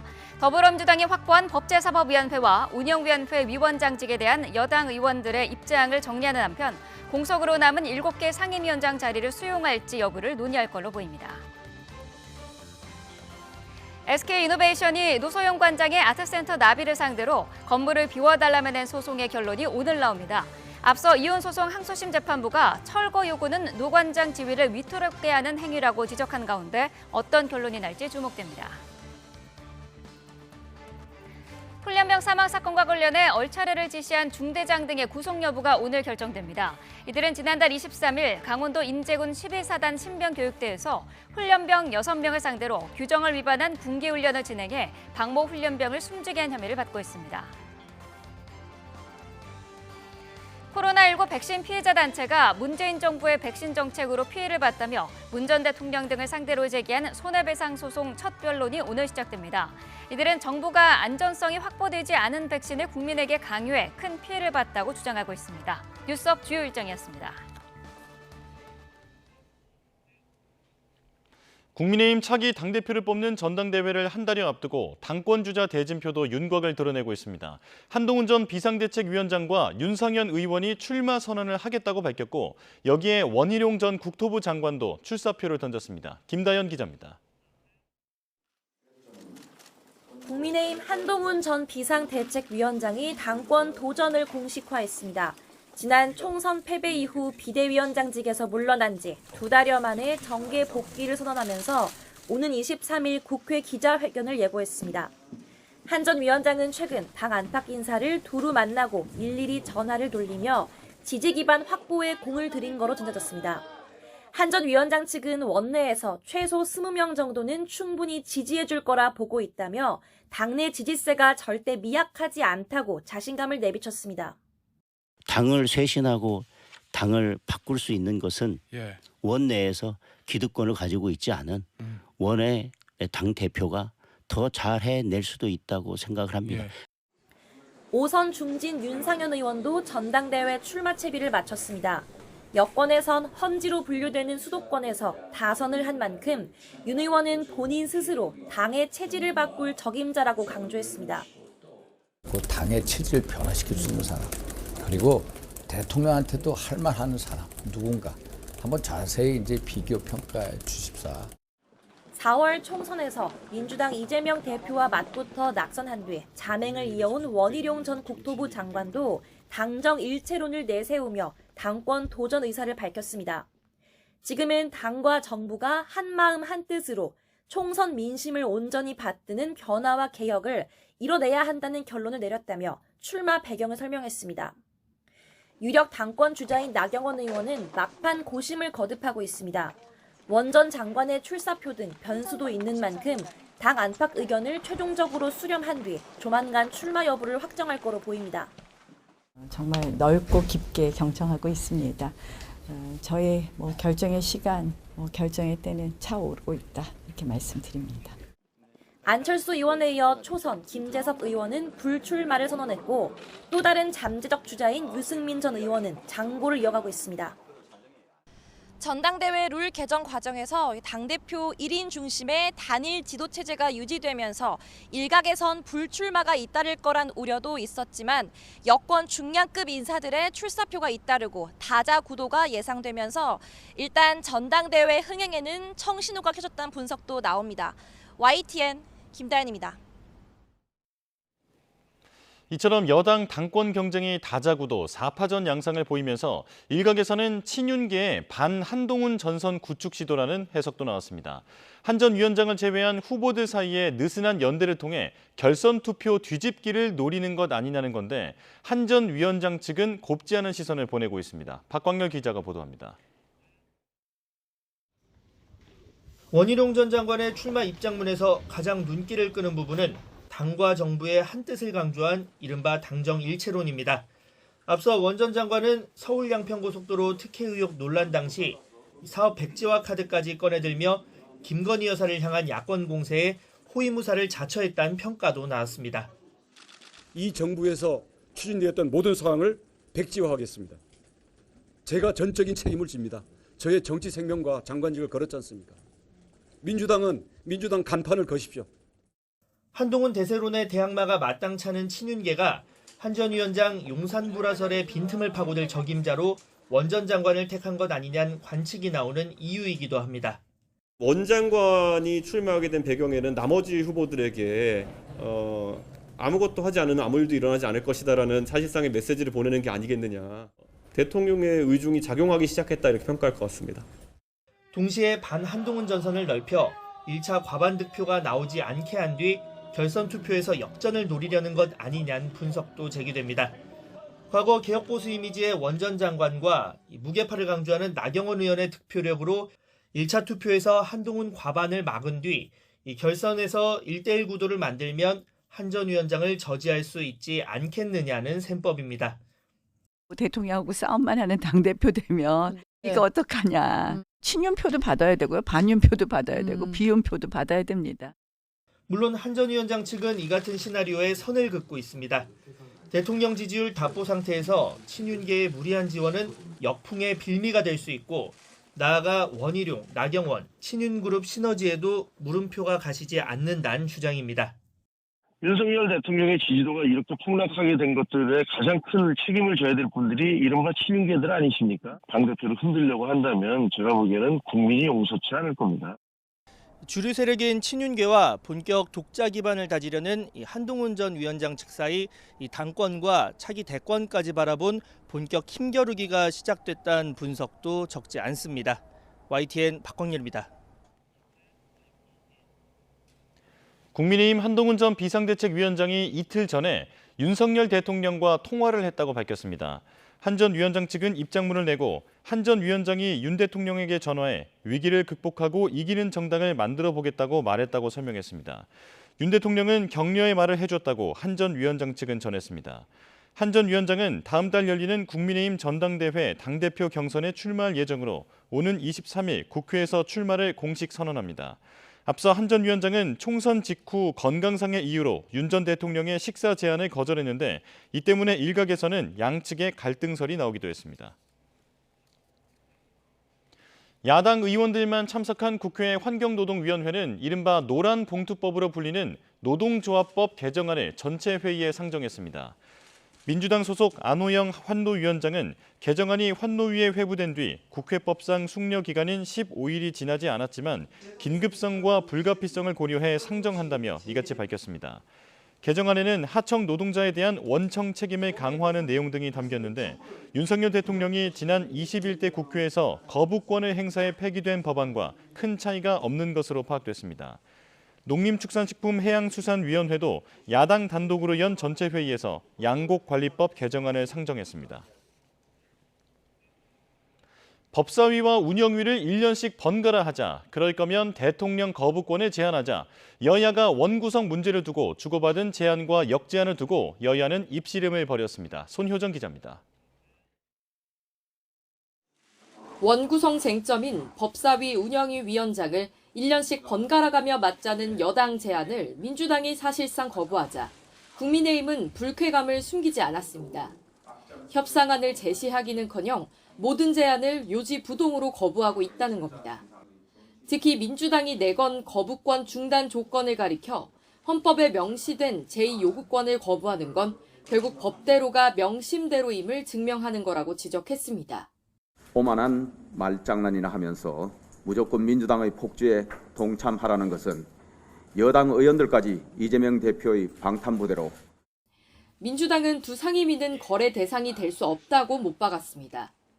야당 단독으로 꾸려진 상임위가 불법이라며 권한쟁의 심판을 청구해놓고 곧바로 중재안을 제시한 게 말이 되느냐고 꼬집었습니다. 이러다가 대통령도 1년씩 돌아가면서 하자고 하겠습니다. 그럴 거면 선거는 왜 합니까? 장외 불법 파업을 거둬들인 뒤 여당 목 국회 부의장 후보를 뽑고 상임위원 명단도 제출하라며 여당을 거듭 압박했습니다. 긴급 의원총회에서도 여당 제안을 굳이 받을 거면 1년 뒤 거부권 행사 상황을 따져보고 상임위 교환 여부를 판단하자는 쪽으로 의견이 모였습니다. 다만 국민의힘 내부 기류가 변수인데 당내 중진회동에서 남은 7곳 상임위원장이라도 가져와 원구성 문제를 마무리해야 한다는 주장도 상당수 나온 것으로 알려졌습니다. 여야는 국회의장이 못 박은 협상 시한인 주말까지 물밑 접촉을 이어갈 예정이지만 법적 조치에 감정의 골까지 깊어지며 좀처럼 타협점을 찾지 못하고 있습니다. YTN 손효정입니다. 국회의장이 최종 통보한 원구성 협상 시한인 주말을 앞두고 여야 원내대표가 다시 만나 협상을 이어갑니다. 우원식 국회의장 주재로 국민의힘 추경호, 더불어민주당 박찬대 원내대표가 오늘 회동을 갖고 상임위원장 배부 문제를 두고 입장을 교환합니다. 앞서 추 원내대표가 법사위와 운영위 위원장을 여야가 1년씩 번갈아 맞자고 중재안을 내자 박 원내대표는 대통령 거부권 행사 중단 등 조건을 여당이 수용하면 검토해보겠다고 밝혔습니다.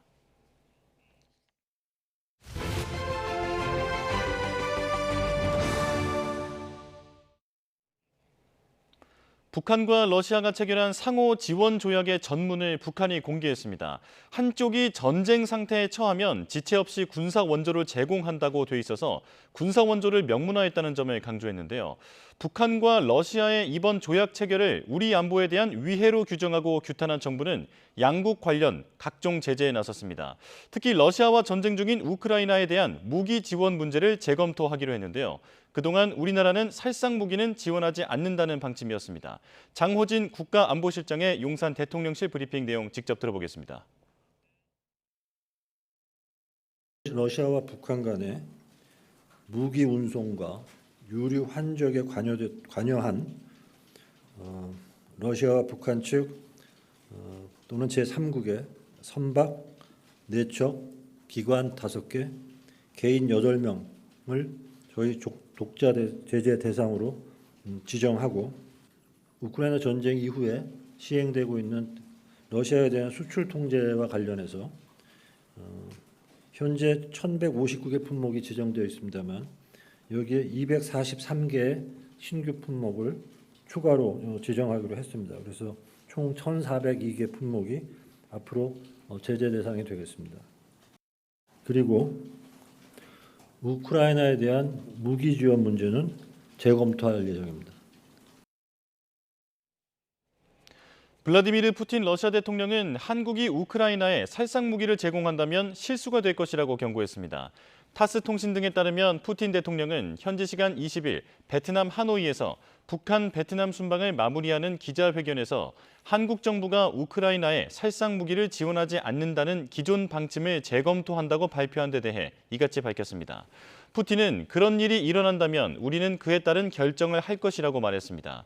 푸틴 대통령은 또 북한에 초정밀 무기를 공급하는 것을 배제하지 않는다고도 언급했습니다. 그러면서 북한이 침략받을 경우에만 군사 지원을 제공하는 것이기 때문에 한국은 우려하지 않아도 된다고 주장했습니다. 푸틴 러시아 대통령은 2년 전에도 한국과 러시아 사이 관계를 언급하며 우크라이나 무기 지원에 예민한 반응을 보였습니다. 당시 푸틴 대통령은 이를 남북 관계까지 비유하면서 자신들의 입장을 대외적으로 알리기도 했는데요. 내용 살펴보겠습니다. 우리나라가 우크라이나에 무기를 지원하는 것과 관련한 언급을 한 건 2년 전입니다. 한미 정상회담을 추진하고 있던 외교부는 미국과 무기 지원 여부를 두고 협의 중이라는 짤막한 말을 남겼는데요. 이후 우크라이나에서 잇따라 무기 지원 요청을 보내왔는데 당시 푸틴 대통령은 외신 간담회에서 양국 관계가 파탄날 수 있다며 예민한 반응을 보였습니다. дать соответствующий сигнал в Киев, что они должны поменять свою позицию и стремиться к тому, чтобы решать эти проблемы мирным путем. 이번과 똑같은 입장이죠. 하지만 당시의 푸틴 대통령 북한과의 관계에 대해서는 지금과 사뭇 다른 분위기였습니다. Мы всегда имели возможность иметь диалог и с Республикой Корея, и с Корейской Народно-Демократической Республикой. Но сейчас нам известно, что Республика Корея приняла решение поставлять оружие и боеприпасы на Украину. Это будет разрушать наши отношения. 우리, 즉 러시아가 북한과 이 방향에서 협력을 재개하면 한국은 어떻게 반응할 것인가, 당신들은 기쁘겠나라는 말이었는데요. 한국이 우크라이나에 무기를 지원하는 것을 북한과 러시아가 군사 협력을 한다는 것에 빗대어 말한 것으로 해석될 여지가 있습니다. 당시 우리나라는 우크라이나에 인도적 차원에서 지원한다는 방침을 그대로 유지하고 있었는데요. 이후 지난해 러시아 공습으로 우크라이나 지역에서 민간인 사망자 수가 늘고 또 북한이 러시아에 포탄 100만 발 이상을 공급했다는 분석까지 제기되면서 우크라이나 무기 지원 가능성은 꾸준히 나왔습니다. 그런 와중에 실제로 북러 군사협력 여부가 문서로까지 명문화된 상황인 건데요. 2년 전과 달리 북한과 전례 없는 밀착 행보를 보이고 있는 러시아. 우크라이나를 지원하는 한국에 대해선 여전히 같은 태도를 바라고 있는 모양새입니다. 푸틴 대통령이 이번 방북 기간 옛 소련군이 6.25 전쟁에 참전했던 사실을 공식 확인했습니다. 소련군 조종사들이 수만 번의 전투 비행을 했다고 밝힌 건데요. 정부는 러시아가 소련군의 6.25 참전 사실을 공식화한 것은 이번이 처음이라고 밝혔습니다. 조용성 기자입니다. 평양 금수산 영빈관에서 열린 북러 간 확대 정상회담 시작 전 모습입니다. 푸틴 러시아 대통령이 준비된 모두 발언에서 소련군의 6.25 참전 얘기를 꺼냅니다. В 1945 году советские солдаты плечом к плечу с корейскими патриотами сражались за освобождение Кореи от японских захватчиков. Наши летчики совершили десятки тысяч боевых вылетов в ходе освободительной войны 50-53 годов. 조국 해방전쟁이란 북한이 6.25 전쟁을 일컫는 말입니다. 이 발언은 북러 양국 간 역사적으로 깊은 관계를 강조하며 나왔습니다. И сегодня, насколько я знаю, в программе возложения венков к монументу освобождения Кореи подвиги наших предшественников – это хорошая база для развития наших отношений сегодня. 푸틴 대통령은 이번 방북 때 새 조약 체결을 통해 러시아가 옛 소련과 북한의 혈맹 관계를 복원한다는 인상을 줬습니다. 북한에서 일본군과 싸우다 전사한 소련군을 추모하는 해방탑을 찾아가 고개 숙여 참배하고 방북 전 노동신문 기고글에도 1945년 소련군이 북한군과 어깨를 걸고 식민주의자 관동군과 싸웠고 1950년대 6.25 때도 북한 인민에게 지원의 손길을 내밀었다고 적시했습니다.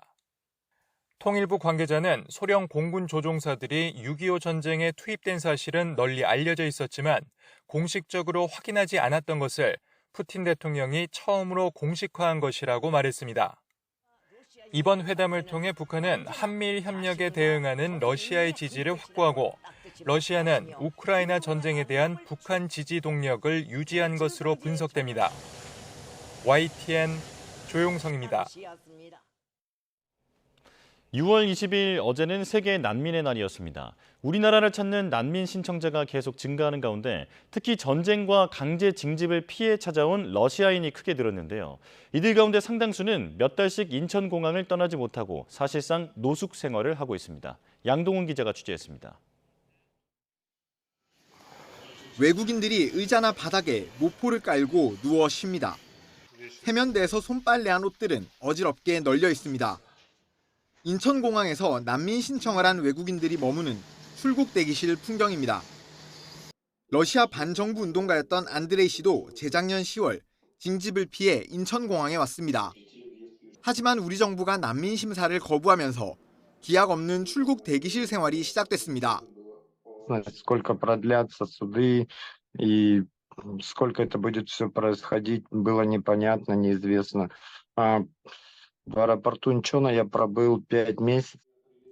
난민 심사를 시작하라는 법원 판결을 받은 뒤에야 겨우 공항을 벗어난 안드레이 씨.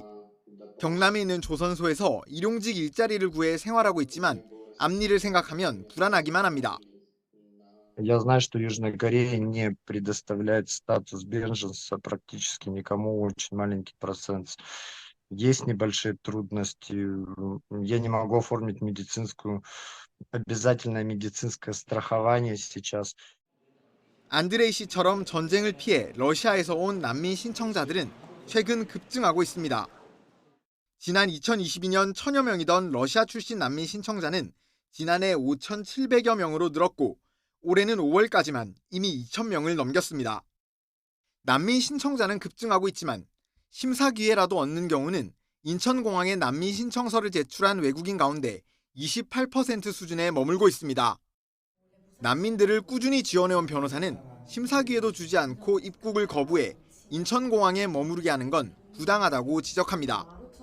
정말 명백히 주장 자체로 난민 사유에 해당되지 않는다는 그런 정말 극히 예외적인 상황을 제외하고는 대부분에 대해서는 입국을 해서 정식의 난민 심사 기회를 보장하는 것이 맞고. 지난해 10월 인권위는 출국 대기실에 장기간 머무르는 러시아인들의 처우를 개선하라고 권고했습니다. 법무부는 취침 공간을 넓히는 등 개선에 나섰지만 대기 공간을 공항 밖에 마련하라는 권고는 이행하지 않고 있습니다. 전쟁을 피해 우리나라를 찾은 사람들이 적어도 인간다운 생활은 할 수 있도록 더 적극적인 노력이 필요해 보입니다. YTN 양동훈입니다. 푸틴 러시아 대통령은 베트남 국가주석과 회담하고 서로의 적대국과는 동맹을 맺지 않기로 합의했습니다. 럼 주석은 푸틴 대통령과 회담 뒤 공동 기자회견에서 양국이 서로의 독립, 주권과 영토의 온전성을 해치는 제3국들과의 동맹과 조약에 참여하지 않기로 했다고 밝혔습니다. 푸틴 대통령은 럼 주석과 여러 지역적 사안과 국제적 주제에 대해 논의했다면서 이에 대한 양국의 입장은 대체로 일치하거나 가깝다는 점을 강조하고 싶다고 화답했습니다. 미국이 푸틴 러시아 대통령이 국빈 방문한 베트남에 고위 외교 당국자를 급파합니다. 미 국무부는 데니얼 크리튼브링크 동아태 차관보가 오늘부터 이틀간 베트남 하노이를 방문해 정부 고위 관리들과 만날 예정이라고 밝혔습니다. 크리튼브링크 차관보는 이번 방문 기간 미국과 베트남의 포괄적 전략적 동반자 관계를 이행하고 자유롭고 개방적인 인도태평양 지역을 지지하기 위해 베트남과 협력하겠다는 미국의 강력한 약속을 강조할 것이라고 국무부는 전했습니다. 네, 영유권 분쟁 수역이죠. 남중국 해상에서 중국 해경선이 필리핀 해군 함정을 들이받고 도끼를 꺼내들며 위협하는 영상이 공개됐습니다. 필리핀은 해적 같은 행위라며 배상을 요구했지만 중국은 영해 침범에 따른 적법한 조치라고 일축했습니다. 김도원 기자입니다. 무리지어 몰려온 중국 해경 보트들이 필리핀 해군 보트를 에워쌌습니다. 양국 선원들이 서로 소리를 지르며 대치하는 상황. 중국 해경 가운데는 손에 도끼를 든 사람도 있습니다.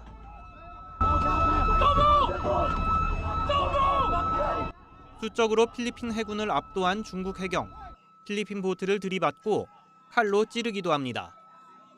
필리핀 해군 한 명은 엄지손가락을 잘렸고 여러 명이 다쳤습니다. 영상을 공개한 필리핀 군 당국은 고급 임무를 수행하던 함정을 중국 해경이 가로막고 무기와 장비를 빼앗았다고 주장했습니다. 해적 같은 행위라며 배상도 요구했습니다. 중국은 긴장을 고조시킨 건 오히려 필리핀 쪽이라고 일축했습니다. 故意冲撞中方的船只，非人员，还对中方的执法人员泼水、投掷物品等。有关的做法明显加剧了海上的紧张局势，严重威胁中方人员和船只的安全。 사건이 벌어진 세컨 토마스 암초는 필리핀의 배타적 경제 수역 안에 있지만 중국은 남중국해 거의 전체를 자국 영해라고 주장하고 있습니다. 중국은 지난 15일부터 해역에 진입하는 외국인을 구금하겠다고 밝힌 상태입니다. 이번 사건을 두고 미국은 동맹국인 필리핀을 방어할 의무가 있다고 강조해 남중국해가 또 하나의 화약고가 될 수 있다는 우려가 나옵니다. YTN 김도원입니다. 외교 차량을 몰고 나온 중국 여성이 길을 막고도 적반하장으로 막말을 내뱉는 영상이 공개됐습니다. 중국이 주도하는 국제우주기구의 수장으로 밝혀져 비난이 더욱 커지고 있습니다. 베이징에서 강정규 특파원입니다. 일요일 오전 베이징의 한 아파트 단지 앞길, 외교 번호판을 단 차가 도로를 막고 서 있습니다. 뒤차 운전자가 경적을 울리고 哎，哥们儿，使馆车就能随便停是吗？有你这么停车的吗？停不了车。 차에서 내려 항의도 해보지만 아랑곳하지 않습니다. 남편과 애완견을 관용차에 태우려던 거로 보이는데 오히려 자신을 촬영했다며 공안에 먼저 신고합니다. 그래도 화가 풀리지 않았는지 적반하장으로 욕설과 모욕적인 말을 내뱉습니다. 滚蛋！懂什么叫使馆车吗？懂吗？啊，懂什么叫外交豁免权吗？ 결국 경찰이 출동해 단속에 나섰고 주차 위반 벌금을 부과했습니다. 베이징 시내에선 35cm 넘는 개를 키울 수 없다는 규정을 어긴 혐의에 대해서도 조사 중입니다.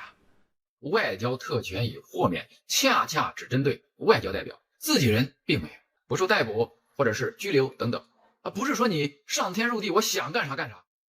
영상이 공개되자 누리꾼들은 곧 이 여성이 누구인지 찾아냈습니다. 베이징에 본부를 둔 아시아 태평양 우주협력기구 사무총장 위모 씨였던 겁니다. 비난 여론이 들끓자 위 씨는 사죄 영상을 올렸습니다. 我的行为对所在国际组织造成了不良影响，对此深感自责。 2008년에 출범한 이 기구는 이란과 튀르키예, 멕시코 등 11개국이 참여하는 우주협력체입니다. 지난 4월엔 중국이 주도하는 국제 달 연구기지 협력기구에도 합류했습니다. 한 고위직의 막무가내식 언행이 달 탐사에서 미국을 앞지르겠다는 중국의 우주 굴기에 흠집을 낸 셈입니다. 베이징에서 YTN 강정규입니다. 네, 다니엘 하가리 이스라엘군 대변인이 하마스를 제거하는 건 불가능하다고 말했습니다.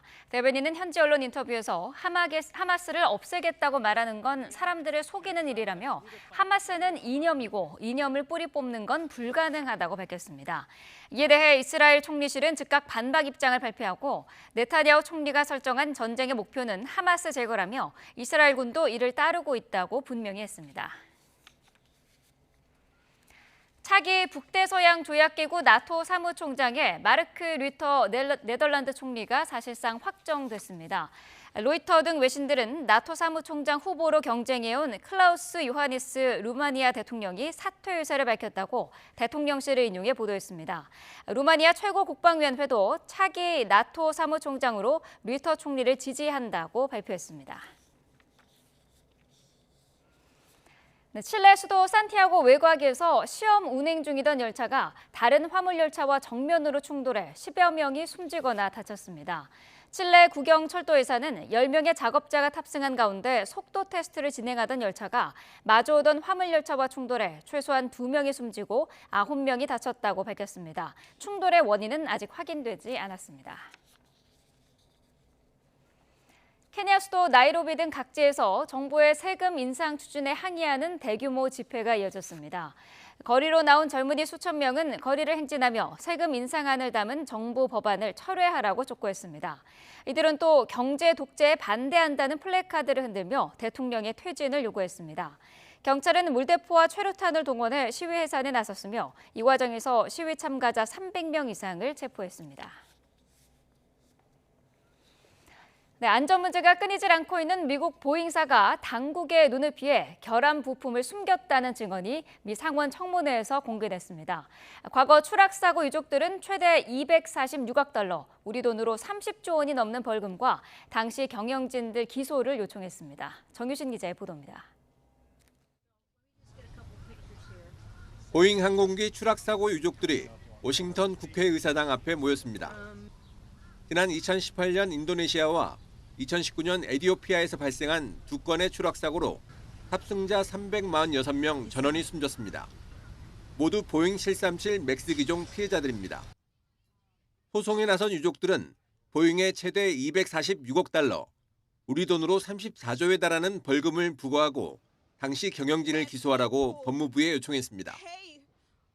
To me, justice is for them to held accountable and be criminally charged and to face us in trial. Give us our day in trial with them. 앞서 2021년 보잉은 두 사고와 관련해 25억 달러에 합의했지만 피해자들은 추가 소송을 이어가고 있습니다. 유족들 변호사는 미국 역사상 가장 치명적인 기업 범죄라며 거액의 벌금과 경영진 기소가 정당하다고 주장했습니다. 안전 문제가 끊이질 않고 있는 보잉사가 당국의 검사를 피하기 위해 불량 부품을 숨겼다는 증언이 공개된 지 하루 만입니다. 청문회장에 출석한 보잉 회장은 유족들 앞에서 사과하고 재발 방지를 약속했습니다. I would like to apologize on behalf of all of our Boeing associates spread throughout the world, past and present, for your losses. They're gut-wrenching. And I apologize for the grief that we have caused. 하지만 보잉의 사과를 믿는 이들은 많지 않습니다. 지난 1월엔 미국 5,000m 상공 비행 도중 동체에 구멍이 뚫리면서 비상 착륙했고 비행 중 급강하면서 50여 명이 다치기도 했습니다. 미 연방항공청은 최근 사고를 포함해 불량 부품이 보잉 항공기에 사용됐는지 조사를 진행하고 있습니다.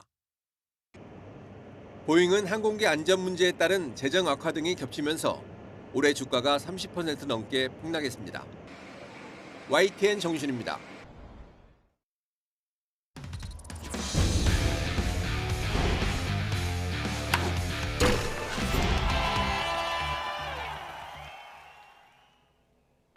대한축구협회가 1년 반의 연구를 통해 우리 축구의 기술 철학으로 빠르고 용맹하게 주도하는 이라는 키워드를 발표했습니다.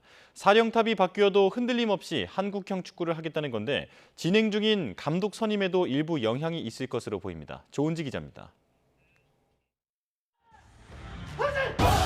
애국가의 불끈 결의를 다지고 투지와 끈기, 예의와 겸손함이 돋보이는 팀.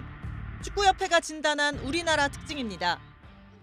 이 장점을 살리고 한 방향으로 달릴 수 있도록 협회는 우리 축구 나침반이 될 전략 메이드 인 코리아를 34장 보고서로 정리해 발표했습니다. 누가 지휘봉을 잡든 새 기술 철학인 빠르고 용맹하게 주도하는 키워드 아래 10대부터 성인 대표팀까지 이른바 한국형 축구를 구사할 계획입니다. 2002년 안방 신화를 썼듯 월드컵 4강 이상 청사진을 목표로 오는 2033년까지 세계 10위 진입, 가까이는 아시아 1위 탈환을 목표로 잡았습니다. 우리는 세계 축구를 주도하기 위해 세계와의 차이를 면밀히 분석하고 현장과 공유하며 함께 해결책을 찾아 나갈 것입니다. 올 초 클린스만 감독이 경질된 이후 내내 공석인 A대표팀 새사령탑 선임에도 영향을 미칠 수밖에 없습니다. 현대 축구 흐름을 유연하게 녹이되 한국형 축구가 중심이 돼야 한다는 겁니다. A대표팀 따로 가고 23세 따로 가고 20세 따로 가고 지금까지 이런 저희의 오류를 좀 범하고자 이번에 이렇게 정리를 좀 했습니다. 다만 이 작업은 지난해 1월부터 시작했으며 특정인을 염두에 둔 발표는 아니라고 협회는 확실하게 선을 그었습니다. 협회는 또 23세 대표팀 운영 방안도 손질하기로 했습니다. 아시안게임에서 우승하고도 올림픽 무대를 밟지 못한 황선홍호의 실책을 되풀이하지 않도록 한 감독 아래 두 대회 코치를 따로따로 둘 계획입니다. 핵심 선수들이 금메달로 병역 혜택을 받아 올림픽 팀에 합류하지 못하더라도 한두 살 어린 선수층을 동시에 키워 경쟁력을 갖추겠다는 보관입니다. YTN 조은지입니다. 프로야구 NC 손아섭이 어제 리그 통산 2,505번째 안타를 만들며 KBO 최다 안타 기록을 갈아치웠습니다. 주전으로 자리를 잡은 뒤 14년 동안 한 해도 거르지 않고 세 자릿수 안타를 만든 끝에 작성한 값진 기록입니다. 양시창 기자입니다. 앞선 두 타석에서 안타 없이 물러난 손아섭은 세 번째 타석에서 마침내 일을 냈습니다. 두산 선발 알칸타라의 6구째 포크볼을 배트 끝으로 가볍게 밀어쳐 유격수와 3루수 사이를 꿰뚫는 안타를 만들었습니다. 대한민국 대표 교타자의 간결하면서도 기술적인 스윙에 관중들은 큰 함성을 보냈습니다. 무려 2,505번째 안타. 박용택 해설위원이 가진 2,504개의 안타를 넘어 KBO 리그 통산 최다 안타 신기록을 작성했습니다. 지난 2007년 데뷔 뒤 18번째 시즌 2,044경기 만에 나온 값진 기록입니다. 확실한 주전으로 자리 잡은 2010년 이후 지난해까지 14시즌 동안 한 해도 거르지 않고 세 자릿수 안타를 터뜨린 결과입니다.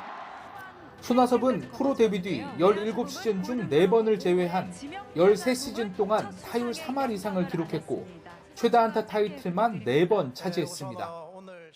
위기 뒤에는 또 찬스가 오고 또 좋은 날 뒤에 또 안 좋은 날도 오고 이런 거기 때문에 일희일비하기보다는 항상 똑같은 좀 마음가짐으로 똑같은 생각으로 좀 임하려고 했던 부분들이 그래도 지금까지 꾸준하게 해오지 않았나라는. KBO 역사를 새로 쓴 손아섭에 구단은 특별 주문한 트로피와 꽃다발을 전달했고 박용택 위원도 그라운드로 내려와 자신을 뛰어넘은 후배를 한마음으로 축하했습니다. 손아섭은 이제 아무도 밟지 않은 KBO 첫 3,000안타 고지를 향해 도전을 이어갈 예정입니다. YTN 양시창입니다.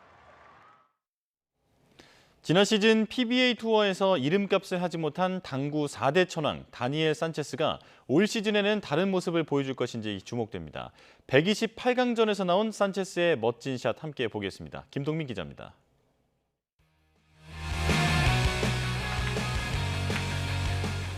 테이블에 적응된 듯 부드럽게 시즌 첫 3뱅크를 성공시키는 산체스. 감각적인 더블 쿠션을 정확하게 성공시키며 자신감을 찾아가기 시작합니다.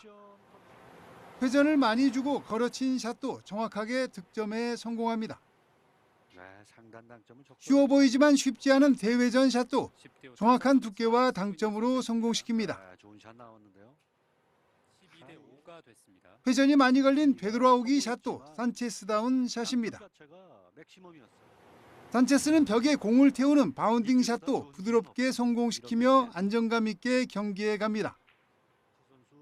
리버스 역회전 샷으로 5점 이상을 한꺼번에 득점하는 시즌 첫 하이런도 완성시킵니다. 옆돌리기를 당겨쳐서 5 쿠션으로 성공시키며 11점째를 올리는 산체스. 결국 5이닝 만에 15대 0으로 세트를 끝냅니다. 지난해와는 다를 것이라던 산체스가 첫 경기에서 그 말을 증명한 것입니다. Some games good, even high average, but I lose. I lose 4 times with the Sumbuchigi. I love the new board, so I think this is more close to what I used to play all my life than the last year. So this is the difference between last year and this year. 한편 지난해 큐스쿨에서 극적으로 일부 투어 잔류에 성공한 이충복 선수는 1회전에서 상대보다 에버리지를 더 잘 쳐놓고도 탈락했습니다. 쉬운 배치에 승부치기 초구를 놓친 것이 뼈아팠습니다. YTN 김동물입니다. 어느덧 여름의 네 번째 절기 하지입니다. 오늘도 한여름 같은 더위가 이어지겠는데요. 오늘 서울 한낮 기온은 34도까지 오르면서 평년 수준을 6도가량 웃돌겠고요. 어제 비가 내렸던 광주는 31도 정도로 습도가 높아서 후텁지근하게 느껴지겠습니다. 오늘 중부는 비교적 맑겠지만 남부는 하늘빛이 흐리겠고요. 대기 불안정이 심해지는 오후에는 강원과 호남 동부에 소나기가 지나겠습니다. 중부와 전북지방 곳곳에 폭염특보가 이어지는 가운데 오늘 서울 낮 기온 34도, 대전 32도, 광주와 대구는 31도까지 오르겠습니다. 어제 제주도에 매우 강하고 많은 비를 뿌렸던 정체전선은 밤사이 동해상으로 빠져나갔습니다. 하지만 주말인 내일 새벽 또다시 장맛비가 내리겠고요. 이번에는 장마전선이 남부지방까지 확대하겠습니다. 특히 내일은 시간당 30에서 50mm의 집중호우가 예상돼 대비가 필요합니다. 내일부터 모레까지 제주도에는 200mm 이상의 폭우가 또 쏟아지겠고요. 남해안에도 최고 150mm의 매우 많은 비가 내리겠습니다. 또 서울을 제외한 중부 곳곳에도 저기압의 영향으로 비가 내릴 전망입니다.